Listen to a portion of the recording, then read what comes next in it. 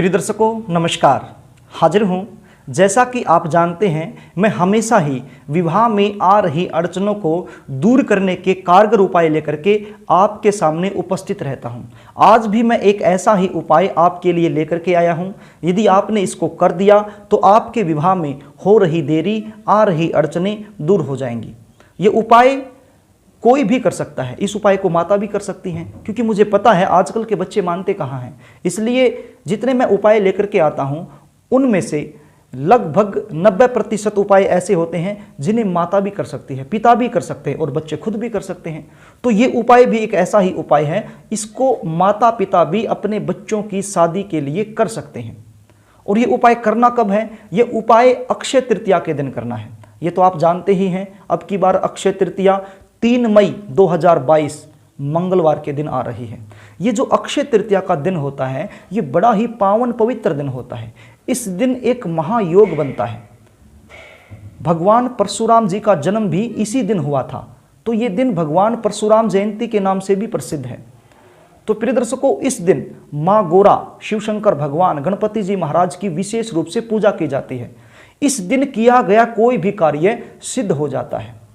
नाम से ही मालूम होता है अक्षय तृतीया, अर्थात इस दिन कोई भी जब हम कार्य करते हैं उसका क्षय नहीं होता है। अब मान लीजिए इस दिन हम कोई भी दान करते हैं तो उसका फल हमें हजारों गुना मिलता है। अब कोई भी कार्य की हम शुरुआत करते हैं तो वो बहुत लंबे समय तक चलता है। साथ ही यदि किसी भी कार्य को सिद्ध करने के लिए हम कोई उपाय करते हैं तो उसका लाभ भी हमें हजारों गुना मिलता है। ये जो अक्षय तृतीया है, इसको अनबुझ साहे के नाम से भी जाना जाता है। अनबुझ साहे के नाम से क्यों? क्योंकि ये दिन ही इतना पवित्र होता है, इसमें कुछ भी पूछने और जानने की आवश्यकता ही नहीं होती है। तो प्रिय दर्शकों, इतना अच्छा योग, इतना अच्छा दिन, यदि आप अपने बच्चों की शादी के लिए कोई उपाय करते हैं तो वो भी सिद्ध हो जाएगा। इसलिए आज मैं आपके लिए एक उपाय लेकर के आया हूँ। बड़ा ही आसान उपाय है जिसको कोई भी कर सकता है। उपाय बताऊं इससे पहले आपसे निवेदन करना चाहूँगा, यदि आप मेरे चैनल पर नए हैं तो चैनल को सब्सक्राइब कर लें, बेल आइकन को भी प्रेस कर लें, ताकि हमारी आने वाली नई वीडियो का नोटिफिकेशन आपको मिल सके और वो वीडियो आप आसानी से देख पाएँ। तो प्रिय दर्शकों, अब आप उपाय को थोड़ा सा ध्यान से सुन लीजिए। ये वीडियो थोड़ी सी लंबी हो सकती है, लेकिन अंत तक जरूर देखिएगा, स्किप मत कीजिएगा, क्योंकि एक भी चीज़ यदि छूट गई तो इसका लाभ आपको 100% नहीं मिल पाएगा। तो आपके पास एक पात्र होना चाहिए। उस पात्र में आप लगभग 500 ग्राम दूध ले लीजिए और 500 ग्राम दूध में आप लगभग 100 ग्राम दही मिला लीजिए।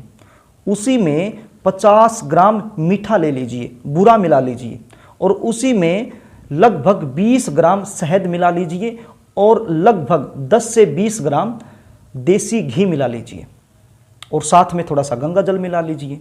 तो ये 5 चीज़ें हो गई, गंगा जल सहित 6 चीज़ें हो गई। तो ये बन गया आपका पंचामृत। इसको अच्छे से मिला लीजिए।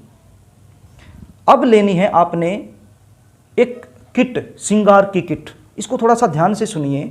यदि ये उपाय औरत कर रही है, अर्थात लड़की कर रही है या लड़की की माता कर रही है, तो फिर आपने श्रृंगार की किट लेनी है। यदि ये उपाय लड़का कर रहा है या फिर लड़के का जो पिताजी है वो कर रहा है, तो फिर आपने श्रृंगार की किट नहीं लेनी है। श्रृंगार की किट के स्थान पर एक नारियल ले लेना है।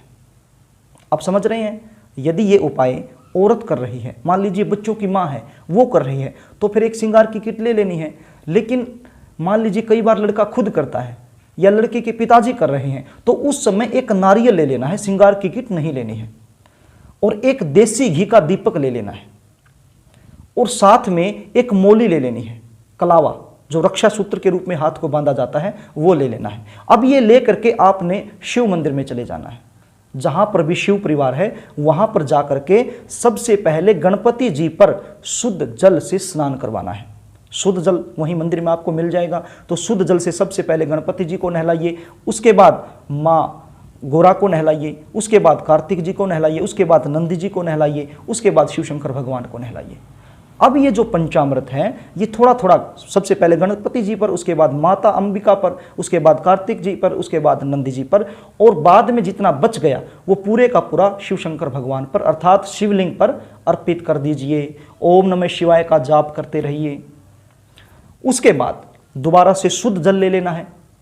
अब शुद्ध जल से स्नान आपने करवाना है। इसी प्रकार से स्नान आपने करवाना है। पहले गणपति जी को, फिर मां अंबिका को, कार्तिक जी को, नंदी जी को, उसके बाद शिव शंकर भगवान को अच्छे से स्नान करवा देना है। अब माफ कीजिएगा, मैं एक चीज बताना भूल गया, आपने बेलपत्र भी ले लेने हैं। बेलपत्र 5 बेलपत्र आपने ले लेने हैं, बिल्कुल साफ सुथरे बेलपत्र हों। बेलपत्र पर श्री राम आपने लिखना है। अब 5 बेलपत्र आपने लिए, 5 बेलपत्र पर श्री राम लिख दीजिए। अब ये लिखना किसके साथ है? यदि ये उपाय लड़के के लिए हो रहा है, अब मान लीजिए माता कर रही है, अपने बेटे की शादी के लिए कर रही है, तो सफेद चंदन से श्री राम लिखना है। यदि माता अपनी बेटी के लिए कर रही है तो फिर इसके लिए पीले रंग के चंदन से लिखना है। तो ये पीले रंग के चंदन से यदि लड़की के लिए है, तो यदि लड़के के लिए है तो सफेद रंग के चंदन से लिख करके ये 5 बेलपत्र भगवान शिव को अर्पित कर देने हैं। अब ये जो धागा है इसके साथ मां पार्वती और शिवलिंग का गठबंधन कर देना है। इनको बांध देना, आपस में 7 बार चक्कर कटा देना है। ये मां पार्वती, ये शिवलिंग, इसको ऐसे घुमा घुमा के ऐसे बांध देना इसको। अब गठबंधन होने के बाद ये जो किट है, श्रृंगार की किट है, ये इस किट के साथ माता पार्वती का श्रृंगार कर देना है। यदि आप लेडीज है, यदि आप औरत हैं तो ये श्रृंगार कर देना है। मान लीजिए हाथों में चूड़ी पहना दी, मांग भर दी, और भी आप जानते हैं तो श्रृंगार कर देना है माता पार्वती का। यदि आप लड़के हैं, कर रहे हैं, तो फिर ये जो नारियल आप लेकर के आए हैं, ये नारियल माता रानी के चरणों में छोड़ दीजिए। इतना आपने कर दिया। इसके बाद ये जो देसी घी का दीपक आप लेकर के आए हैं, इसको जलाना है। इसको जला करके वहीं पर बैठ जाना है शिवलिंग के आसपास। यदि भीड़ ज़्यादा है तो एक साइड में बैठ जाइए, एकांत में बैठ करके, और एक मंत्र का जाप आपने करना है। केवल 21 बार, केवल 21 बार इस मंत्र का जाप करना है। अब मंत्र कौन सा है इसको आप ध्यान से सुन लीजिए। ये मंत्र आप 1-2 बार देखेंगे तो आपको याद हो जाएगा। यदि याद ना हो तो आप एक कागज पर लिख लीजिए और अपने सामने ऐसे रखकर इसका जाप कीजिए। अब गिनती कैसे करेंगे? अपनी उंगलियों पर गिनती कर लेना, उंगलियों पर गिनती करते रहना और जाप करते रहना। 21 से कम नहीं होना चाहिए। 21 से ज़्यादा बार जाप हो जाए कोई समस्या नहीं, 21 से कम नहीं होना चाहिए। ये मंत्र का जाप आपने करना है। तो इस मंत्र को आप देख लीजिए स्क्रीन पर ये मंत्र आपको दिख जाएगा। मंत्र है, हे गौरी शंकरार्धांगी यथा तवम शंकर प्रिया तथा माम कुरु कल्याणी कांत कांताम सुदुर्लभाम। इस मंत्र का जाप आपने 21 बार करना है। बस ये क्रिया करने के बाद आपने अपने घर आ जाना है।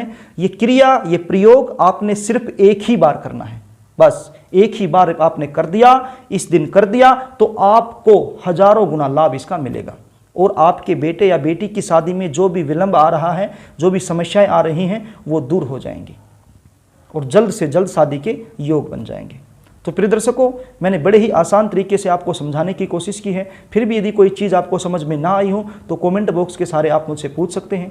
यदि आप अपनी जन्म कुंडली का विश्लेषण मुझसे करवाना चाहते हैं, जानना चाहते हैं कि जन्म कुंडली में ऐसी क्या कंडीशन बन गई है जिसकी वजह से शादी नहीं हो रही है, शादी में लगातार विलंब हो रहा है। कई बार होता क्या है कि हमारे पास सब कुछ होता है, हमारे जो बच्चे हैं वो भी बड़े सुंदर हैं और भगवान का दिया हुआ हमारे पास सब कुछ है, लेकिन फिर भी शादी नहीं हो रही है, अड़चने आ रही हैं। तो इसका कारण क्या होता है? जन्म कुंडली में कई बार ऐसी कंडीशन बन जाती है, हम लाख कोशिश कर लें फिर भी शादी नहीं हो पाती है, कोई भी रिश्ता शादी में कन्वर्ट नहीं हो पाता है। जब तक जन्म कुंडली में जो कंडीशन बनी है उस कंडीशन के तहत हम उपाय नहीं कर लेते हैं, जब तक समस्या का समाधान नहीं हो पाता है। ये जो उपाय हैं, ये मान लीजिए कोई छोटी मोटी समस्या जन्म कुंडली में बनी हुई है तो इसे दूर होएंगे। यदि बहुत बड़ी समस्या जन्म कुंडली में बनी हुई है तो फिर तो हमें जन्म कुंडली का विश्लेषण करवाने के बाद ही इस समस्या से छुटकारा मिल सकता है। तो प्रिय दर्शकों, यदि आप जन्म कुंडली का विश्लेषण करवाना चाहते हैं तो स्क्रीन पर दिए गए नंबरों से आप मुझसे संपर्क कर सकते हैं और व्हाट्सएप कर सकते हैं अपनी date of birth, birth time, birth place. तो प्रिय दर्शकों, आज के लिए बस इतना ही। कल फिर मिलेंगे, तब तक के लिए नमस्कार।